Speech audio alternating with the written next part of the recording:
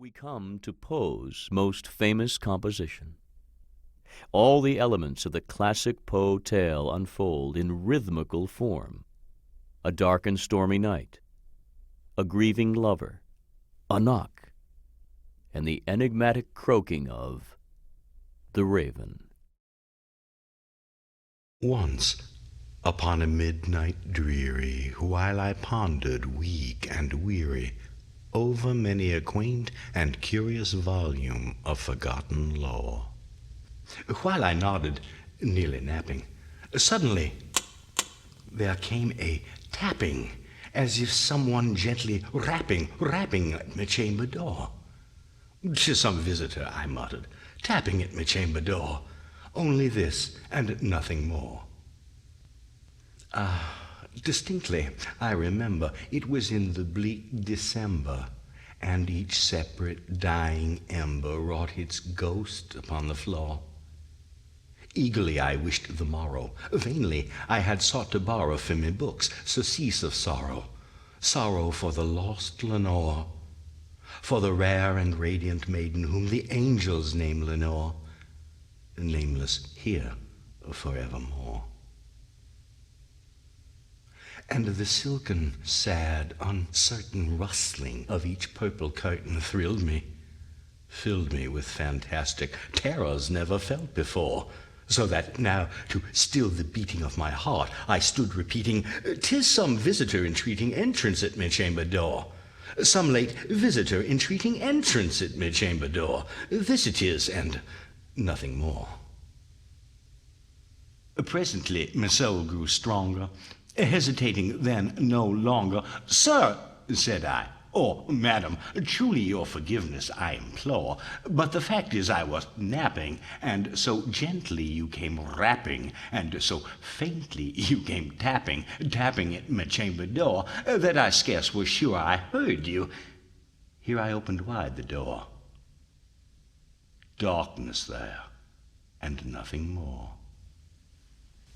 Deep into that darkness peering, long I stood there, wondering, fearing, doubting, dreaming dreams no mortal ever dared to dream before. But the silence was unbroken, and the stillness gave no token, and the only word there spoken was the whispered word, "Lenore." This I whispered, and an echo murmured back the word, "Lenore." Merely this, and nothing more. Back into the chamber turning, all my soul within me burning, soon again I heard a tapping somewhat louder than before. "Surely," said I, "surely that is something at me window lattice. Let me see then what thereat is, and this mystery explore. Let my heart be still a moment, and this mystery explore. 'Tis the wind, and nothing more." Open here I flung the shutter, when, with many a flirt and flutter, in there stepped a stately raven of the saintly days of yore. Not the least obeisance made he, not a minute stopped or stayed he, but with mien of lord or lady perched above me chamber door. Perched upon a bust of Pallas just above me chamber door. Perched and sat, and nothing more. Then this ebony bird, beguiling my sad fancy into smiling by the grave and stern decorum of the countenance it wore, "Though thy crest be shorn and shaven, thou," I said, "art sure no craven, ghastly, grim, and ancient raven wandering from the nightly shore. Tell me what thy lordly name is on the night's Plutonian shore." Quoth the raven, "Nevermore." Much I marveled this ungainly fowl to hear discourse so plainly, though its answer little meaning, little relevancy bore. For we cannot help agreeing that no living human being ever yet was blessed with seeing bird above his chamber door. bird or beast, upon the sculptured bust above his chamber door, with such name as nevermore. But the raven, sitting lonely on the placid bust, spoke only that one word, as if his soul in that one word he did outpour. Nothing farther than he uttered, not a feather than he fluttered, till I scarcely more than muttered, other friends have flown before. On the morrow he will leave me as my hopes have flown before. Then the bird said, never more. Startled at the stillness broken by reply so aptly spoken, doubtless, said I, what it utters is its only stock and store, caught from some unhappy master, whom unmerciful disaster followed fast, and followed faster, till his songs one burden bore, till the dirges of his hope that melancholy burden bore of never, nevermore. But the raven, still beguiling my sad fancy into smiling, straight I wheeled a cushioned seat in front of bird and bust and door.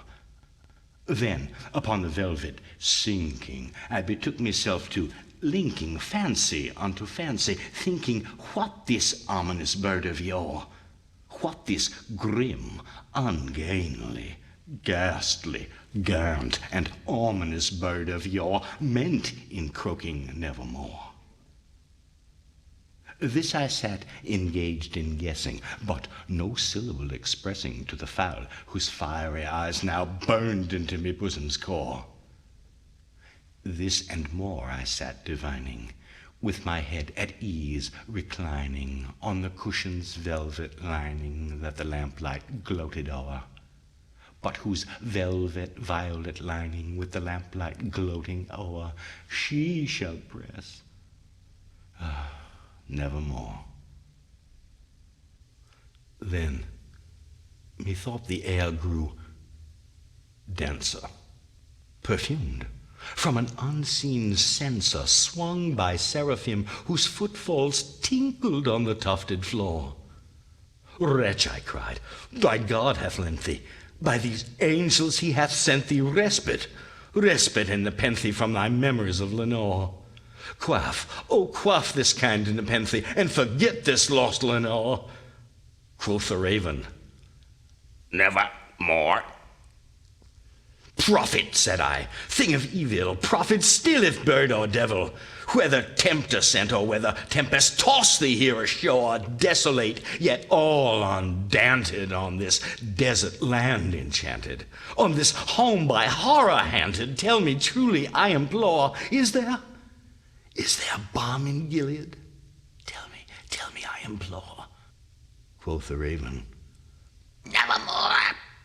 Prophet, said I, thing of evil, prophet still if bird or devil, by that heaven that bends above us, by that God we both adore, tell this soul with sorrow laden, if within the distant Aden it shall clasp a sainted maiden whom the angels name Lenore.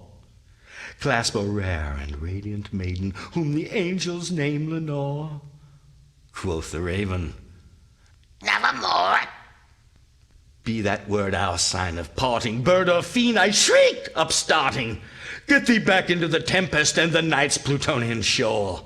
Leave no black plume as a token of that lie thy soul hath spoken. Leave my loneliness unbroken. Quit the bust above my door. Take thy beak from out my heart, and take thy form from off my door. Quoth the raven, never more. And the raven, never flitting, still is sitting on the pallid bust of Pallas just above me chamber door. And his eyes have all the seeming of a demon's that is dreaming, and the lamplight o'er him streaming throws his shadow on the floor. And my soul from out that shadow that lies floating on the floor shall be lifted nevermore.